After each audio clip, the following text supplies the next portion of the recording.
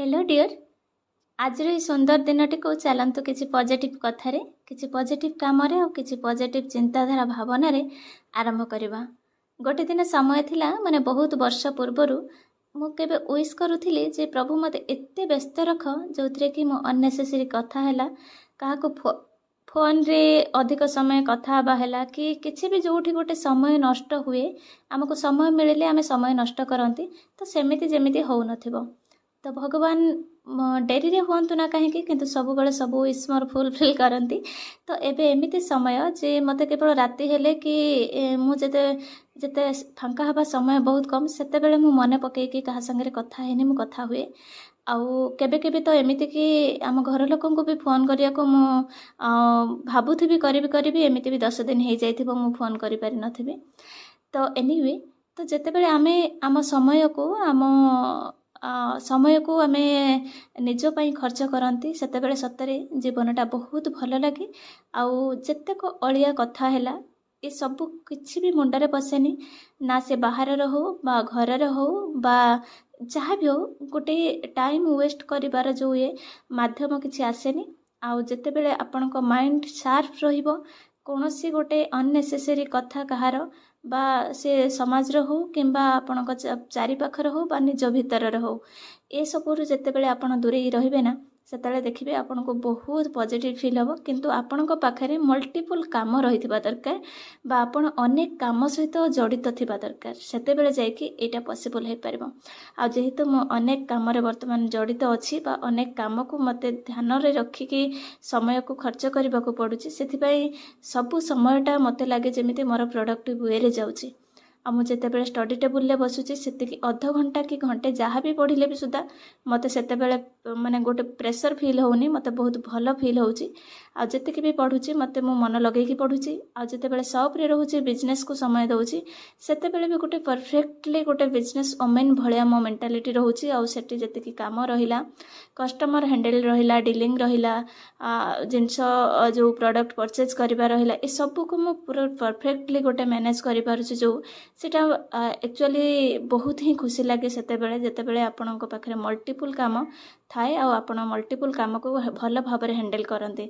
जो कहते जड़े जी दायित्ववान ताकू ही अधिक दायित्व दियो जी अधिक काम करुचे ताकू ही आउरी काम दियो कहीं ना जी एक्चुअली अधिक काम करे सी ही भल काम करि पारे मते लागे सेटा मो लाइफ को देखिके मु फील करिचे।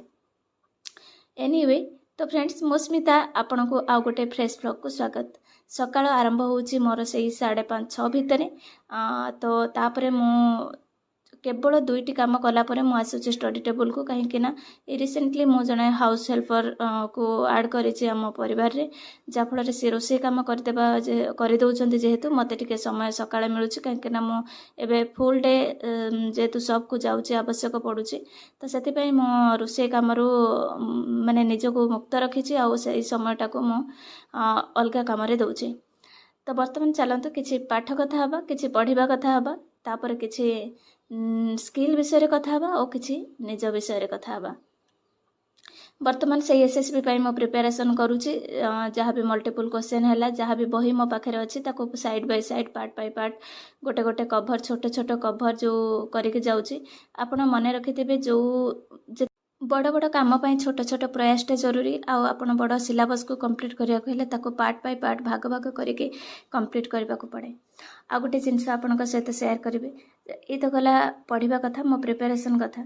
आ गोटे मो लाइफ एक्सपीरियंस रु मो बिजनेस लाइफ एक्सपीरियंस रु कहबी जे आपण जिते भल पढ़ंतु जहाँ भी करंतु जदि स्किल नहीं ताहले आपण कोनोसी काम को भल भाबरे प्रोडक्टिवली आ गोटे खुशीर सहित मैनेज करि परिबे नाही कहीं ना वर्तमान आपण जिते सर्टिफिकेट रे गोटे 100% मार्क रखंतु ना कहीं जदि स्किल नहीं ताहले आपण कोठी ना कोठी स्किल आ कम्युनिकेशन ए दुईटारे कोठी ना कोठी जदि आपण डाउन रहउचंती ताहले आपण जे कोनोसी कार्य क्षेत्र रे भल बेटर परफॉर्मेंस करि परिबे नाही कहीं ना वर्तमान होचे स्किल रो जुग आउ वर्तमान आउ से जो सर्टिफिकेट रे मार्क रखिकी जो घोषा पिटा आपण बहुत मार्क रखिछते बोले जे आपण को किछि मिल जिवो ता भी नुह। देखो मु जदि मो आर्ट्स पिला आ ता सहित पुणी ओडिया डिपार्टमेंट मोर पीजी एमफिल करिछि ठीक अछि କିନ୍ତୁ ସେଇ କେବଳ ସେଇ ସିଲାବସ୍ ଭିତରେ ଯଦି ମୁଁ ରହିଯାଇଥାନ୍ତି, ମୋ ନିଜକୁ ଯଦି ଅପଗ୍ରେଡ୍ କରିନଥାନ୍ତି, ତାହେଲେ ମୁଁ ଆଜି ଗୋଟେ ଏତେ ଲକ୍ଷ ଲକ୍ଷ ଟଙ୍କାର ବିଜନେସ୍କୁ ହ୍ୟାଣ୍ଡେଲ୍ କରିପାରୁନଥାନ୍ତି।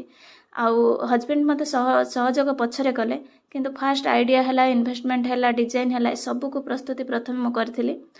ତାପରେ ତାଙ୍କୁ ବିଜନେସ୍କୁ ଇନଭଲ୍ଭ କରିଥିଲି। କିନ୍ତୁ ଏବେ ବି ବହୁତ କିଛି ମାନେ 50ରୁ 60-70%ର କଥା ମୋତେ ବିଜନେସ୍ରେ ବୁଝିବାକୁ ପଡ଼େ। ଆଉ ଯେଉଁଟାକି ସେ ସବୁ ଜିନିଷ ସ୍କିଲ୍ ଉପରେ ଡିପେଣ୍ଡ କରେ। ଆପଣ ଯେକୌଣସି ଚାକିରି କରନ୍ତୁ, ଆପଣଙ୍କ ଭିତରେ ଯଦି ସ୍କିଲ୍ ନାହିଁ ତାହେଲେ ଆପଣ ତାକୁ ମ୍ୟାନେଜ୍ କରିପାରିବେନି। OPSର ବଡ଼ ବଡ଼ ସିଲାବସ୍ ଆପଣ ପଢ଼ିଦେବେ, ଏଥିକ୍ସ ବି ପଢ଼ିଦେବେ, ଥିଓରି ବି ପଢ଼ିଦେବେ, ସବୁ ଏମିତି ମ୍ୟାନେଜ୍ କରିବେ, ସେମିତି ମ୍ୟାନେଜ୍ କରିବେ। କିନ୍ତୁ ଆଜିକାଲି ପଲିଟିକାଲ ଇସ୍ୟୁ ଏସବୁକୁ ଆପଣଙ୍କ ପାଖରେ ସ୍କିଲ୍ ଯଦି ନାହିଁ ତାହେଲେ ଆପଣ ଏସବୁ ଘଟଣାକୁ ମ୍ୟାନେଜ୍ କରିପାରିବେ ନାହିଁ, ବା ଗୋଟେ ପ୍ରଶାସନ ବା ନିଜ ଭିତରେ ପୁଣି ପର୍ସନାଲ ଲାଇଫ୍ ଭିତରେ ବାଲାନ୍ସ କରିପାରିବେ ନାହିଁ। ତେଣୁ ଏ ସବୁ ପାଇଁ ଗୋଟେ ସ୍କିଲ୍ ଦରକାର। ତେଣୁ ଏଇଟା ମୋର କହିବା କଥା, ଆପଣ ଯାହା ବି ପଢ଼ୁଛନ୍ତି ପଢ଼ନ୍ତୁ, ଯେଉଁ ଏକ୍ଜାମ୍ ପାଇଁ ପ୍ରିପେୟାର ହୁଅନ୍ତୁ, କିନ୍ତୁ ନିଜକୁ ସବୁବେଳେ ଅପଗ୍ରେଡ୍ କରନ୍ତୁ ଆଉ ସ୍କିଲ୍ ଆଡ଼୍ କରନ୍ତୁ, ନୂଆ ନୂଆ ସ୍କିଲ୍ ଡେଭଲପ୍ କରନ୍ତୁ ନିଜ ଭିତରେ। ଆପଣଙ୍କ ଭିତରେ କ'ଣ ବେଟର୍ ହେଇପାରିବ ସେ ଦିଗକୁ ଲକ୍ଷ୍ୟ କରନ୍ତୁ। ଆପଣ ବିଲିଭ୍ କରିବେନି, ମୁଁ ଯେତେବେଳେ ଦେଖିଦିଏ କେବେ କେବେ ସପ୍ରେ ଥିଲାବେଳେ ଯଦି କେତେବେଳେ ମୁଁ ଫାଙ୍କା ଥାଏ, ଯଦି ମୋବାଇଲ ମୁଁ କେବଳ ରିସର୍ଚ୍ଚ ପାଇଁ ସ୍କ୍ରଲ୍ କରିଦିଏ, ମୁଁ ଦେଖେ ଅନନେସେସରୀ ଯେଉଁ ଭିଡ଼ିଓରେ ଆମକୁ କିଛି ବି ମିଳିବନି, ସେଇ ଭିଡ଼ିଓରେ ଆମ ଲକ୍ଷ ଲକ୍ଷ ଭ୍ୟୁଜ୍ ତଳେ ଲେଖା ଥାଏ। ସେଇଠି ସମୟ କେତେ ଯାଏ, ୟଙ୍ଗ ପିଲାମାନେ ବି ବର୍ବାଦ କରୁଛନ୍ତି ସେ ସମୟ। କିନ୍ତୁ ସେଇ ସମୟଟାକୁ ସେ ନିଜ ଭିତରେ ଯଦି ଦିଅନ୍ତେ, ନିଜ ସ୍କିଲ୍ ପାଇଁ ଦିଅନ୍ତେ, ନିଜେ କିଛି ଶିଖିବା ପାଇଁ ଦିଅନ୍ତେ ନା, ସତରେ ଆଜି ମାନେ ଆମ ଓଡ଼ିଶାରେ ହଉ, ଦେଶରେ ହଉ, ଏତେ ବେରୋଜଗାର ବି ରୁହନ୍ତାନି।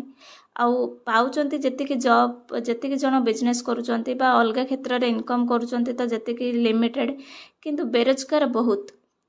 କାହିଁକି ଆମ ଭିତରେ କ'ଣ ସତରେ ଗୋଟେ ସେତିକି କାପାସିଟି ନାହିଁ ଯେଉଁଟାକି ଆମେ ନିଜେ ନିଜକୁ ଅପଗ୍ରେଡ୍ କରିକି କିଛି କରିପାରିବା, କେବଳ ଅନ୍ୟକୁ ଅପେକ୍ଷା କରିଥିବା ଯେ ଆମକୁ ଜବ୍ ଦେବ କି କ'ଣ? ତେଣୁ ସବୁବେଳେ ମୋର ଏତିକି ରିକ୍ୱେଷ୍ଟ ରହିବ, ସବୁବେଳେ ନିଜକୁ ଅପଗ୍ରେଡ୍ କରନ୍ତୁ ଆଉ ସ୍କିଲ୍ ଉପରେ ନଜର ରଖନ୍ତୁ ଯେ ନିଜ ଭିତରେ କେଉଁ ସ୍କିଲ୍କୁ ଡେଭଲପ୍ କରିକି ଆମେ ଇନକମ୍ କରିପାରିବା।